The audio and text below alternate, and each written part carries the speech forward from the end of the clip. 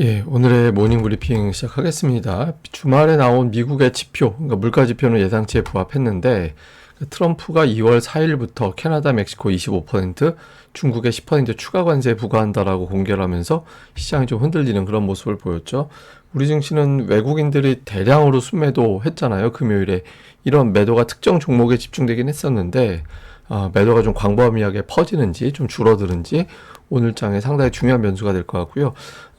관세라든가 딥시크에서 조금 벗어나 있거나 오히려 역으로 수혜를 받는 종목군들이 좀 강세를 보인 게 지난주 금요일의 특징이었거든요. 뭐 제약, 소프트웨어, 통신 장비 이런 종목군들이 강했는데 이 기조의 변화가 생기는지도 오늘 장에서 잘 살펴봐야겠습니다. 우선 주말 미증시는 미국 뭐 애플 실적이라든가 아니면 그 이후에 이제 뭐 물가 지표라든가 이런 것들이 좀 안도감을 주면서 제법 올라갔었는데 트럼프가 관세 부과한다라는 내용이 이제 중반 이후에 알려지면서 결국엔 하락 전환했죠. 근데 잘 보면 딥시크로 하루 급락한 거 이외에는 비교적 미증시는 선전하고 있어요. 그러니까 뭐 최고점 경신한 게 얼마 안 됐잖아요. 그러니까 최고점 경신 이후에 딱 하루 급락한 거 외에는 미증시는 그런 대로 잘 버티고 있는 상태이긴 하거든요.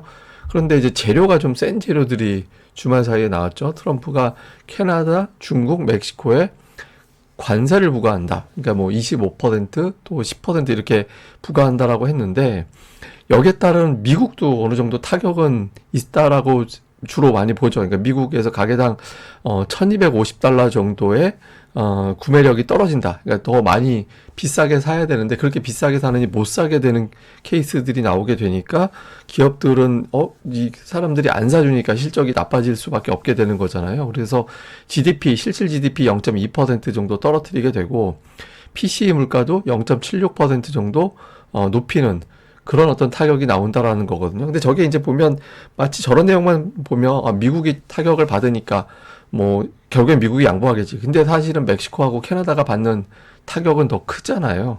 예, 그렇기 때문에 이제 양쪽이 이제 벼랑 끝 전술로 가게 되는 건데 달리 보면 또 저렇게 벼랑 끝 전술 가다가 결국에는 타결을 할 수밖에 없는 어떤 형태가 됐든 타협을 할 수밖에 없는 그런 상황이 만들어지게 되는 거죠. 그래서 당장은 관세 또 캐나다하고 멕시코도 맞보복한다라고 막 선언했잖아요. 근데 결국에 이제 수면 아래에서는 계속해서 어떤 형태가 됐든 좀 합의를 하려고 시도는 좀 하고 있을 겁니다. 근데 대체적으로 현재 나오고 있는 내용만 놓고 보면은 별로 안 좋은 평가들이 많이 있죠. 예를 들어서 그동안에 이제 주식시장은 트럼프에 의해서 랠리가 나왔지만 지금은 상황이 바뀌었다.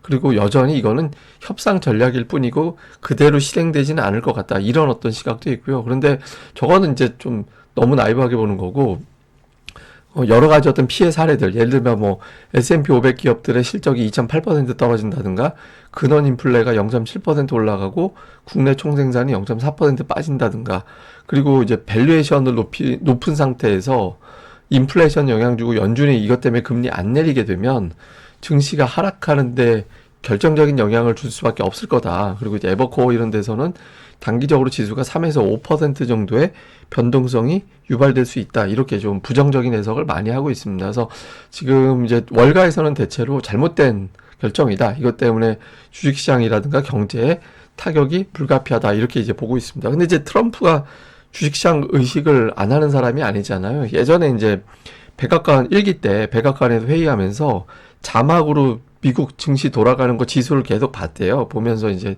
저거 왜 저렇게 돌아가냐고 뭐 이렇게 이야기하고 막 그랬다고 하거든요. 그래서 주식시장이 터무니없이, 물론 이제 미국 시장 얘기하는 거긴 하지만 터무니없이 망가지는 쪽으로 가지는 않을 것 같다. 이렇게 이제 보는 시각도 여전히 이제 우세하긴 합니다. 근데 그런 시각을 또 뒷받침하는 게 과연 이게 이런 어떤 상황을 미국이라고 감당이 될 거냐. 예를 들면 트럼프 1기 때 미국의 소비자 물가지수, 이제 수입 물가지수, 이게 이제 관세 때문에 영향을 받았다라고 해석이 될 수밖에 없거든요. 그러니까 그렇게 자극이 되면서 이번에도 또 물가가 올라갈 가능성이 높잖아요. 그러니까 바이든 대통령이 이번 선거에서 패하게 된 결정적인 이유가 물가 관리 못해서다라고 보는 시각이 우세합니다. 그러니까 하나증권에서 나온 데이터라든가 이걸 보면 이제 카터, 다음에 바이든 이게 대표적으로 지지율이 낮은 상태였던 대통령으로 꼽히거든요. 근데 그 결정적인 계기가 물가였다.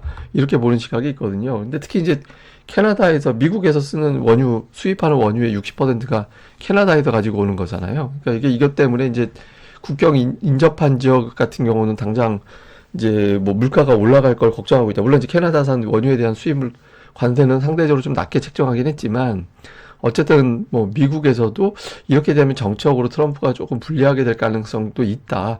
이렇게 보는 시각도 있습니다. 근데 이제 우리가 예전에 트럼프 1기 때도 봤지만 하여튼 이런 분석에도 불구하고 마치 진짜 앞으로 관세 2배, 3배 막 계속 올릴 것 같은 어떤 언론 플레이라든가 시장의 어떤 공포감을 조장하는 데는 완전 선수잖아요. 그래서 이번에도 그렇게 공포감이 조장이 되고 또 주식시장이 안 좋게 반응하고 또 이제 협상되면서 부분적인 안도감이 나오면서 또 반등하고 그러니까 이런 형태가 반복될 가능성이 좀 높다 이렇게 봐야 될 것 같습니다. 자, 근데 이제 외국인들의 근데 하나가 있는 게 트럼프 1기 때하고 지금이 상황이 다른 게 하나 있어요. 그러니까 그때보다 금리나 유가라든가 물가가 더 높은 시점이거든요.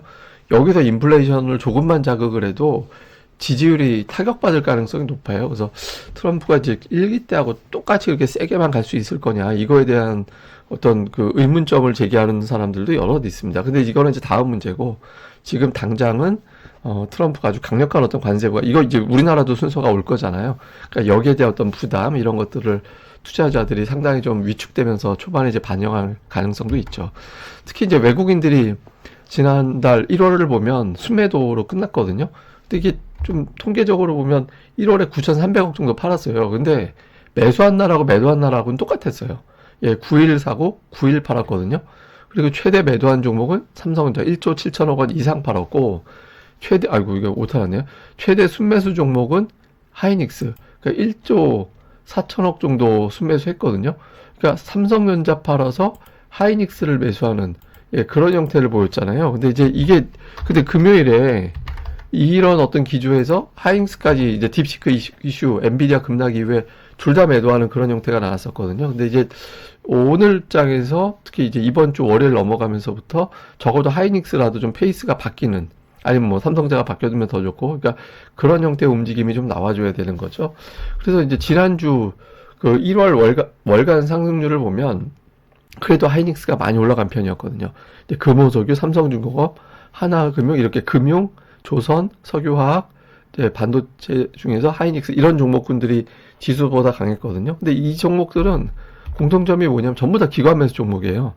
예, 기관 투자자들이 시세가 많이 난 종목군들은 공통적으로 기관들이 다 매수 들어가는 상태거든요. 그래서 지금 오늘같이 이제 외국인들이 좀 시장을 흔들고 이런 시점에서는 기관들이 따박따박 이런 틈을 이용해서 물량을 늘리는 종목군들, 이런 것들은 이제 계속해서 좀 오히려 하락할 때 그런 종목군들은 또 기회가 되니까, 예, 그런 것들을 좀 잘 살펴볼 필요도 있는 것 같습니다. 그리고 특징적으로 이제 하이닉스가 오늘 되게 중요한데, 하이닉스가 20만 원이 깨졌잖아요. 20만 원 깨진 상태인데 다음 지선으로 보자면 넉넉하게 보면 18만 원 정도 되는데 18만 원까지 간다라는 거는 10%가 빠진다는 얘기니까 거기까지 바라보는 거는 조금 이제 너무 멀리 기다려야 되는 거고, 우선적으로는 한 19만 원 안쪽에서 지지가 되고 다시 이제 더 긍정적으로 보면 이번 주 내에 이제 20만 원 회복할 것이냐, 아니면 이제 19만 원, 20만 원 사이에서 박스를 돌 거냐, 여기에 따라서 이제 시장에서는 이번 재료에 대한 어떤, 그러니까 시가총액 1, 2위 종목이 어떻게 되느냐가 되게 중요하기 때문에,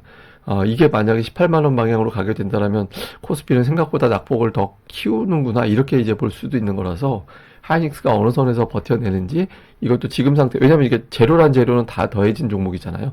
예, 딥시크까지 있으니까. 그래서 이 종목이 이제 어느 정도 버텨내주는지, 어떤 시나리오로 가는지가 시황상 되게 중요하다라고 봐야 되는데, 다행인 건 이제 그 미국 빅테크들 실적 발표하면서 AI에 대한 투자를 줄일 생각은 없다라는 게 아직까지는 확인이 되고 있거든요. 그래서 이런 좀 다행스러운 대목이고, 또 하나는 삼성전자인데, 삼성전자가 지금 120월선이 깨졌죠. 그런데 오늘 오후에 이재용 회장의 2심 결과가 나오거든요.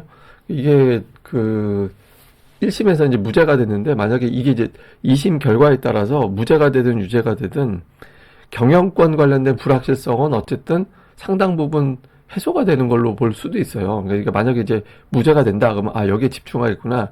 유죄가 된다 그러면 누군가 이제 이걸 대체해야 되는구나. 이런 쪽이 될 수 있거든요. 그래서 삼성전자, 물론 이제 삼성전자는 반도체 때문에 주가가 빠진 거니까 이제 이것만 놓고 이게 전부였다 이렇게 보기는 어렵긴 한데, 어쨌든 이 결과가 나오면서 삼성전자에 어떤 변화가 생기는지, 이게 지금 외국인들 지분율이 50% 밑으로 떨어졌잖아요. 이런 상태까지 떨어진 마당에 현재 매수 주체는 자사주 매입 플러스 연기금이거든요. 그러니까 외국인들 매도만 조금만 덜 해줘도 매수 주체가 있기 때문에 주가가 올라갈 수는 있어요. 근데 어쨌든 저 재료가 삼성전자에 어떤 변화를 주는지, 이거는 우리나라 시황적으로도 굉장히 중요한 변수가 될 수 있습니다. 그래서 이게 이제 오늘 마감하기 전에 이게 결과가 나올지 잘 모르겠는데, 어쨌든 오늘 막판, 그리고 내일장 오전에서는 상당히 중요한 변수로 이제 봐야 될 것 같습니다. 그리고 코스닥 시장에서는 지금 1월 전체로 놓고 보면 로봇이 제일 강했고, 다음에 이제 반도체, 조선, 이제 제약, 뭐 2차전지 이런 종목군들 순서인데, 근데 다만 이제 1월 중반 넘어가면서부터는 조금 흐름이 달라진 게 있어요. 그러니까 로봇은 눌렸다가 그냥 한 방에 확 올라가 버렸고, 은근하게 올라온 게 저 제약이었거든요. 알테오젠이.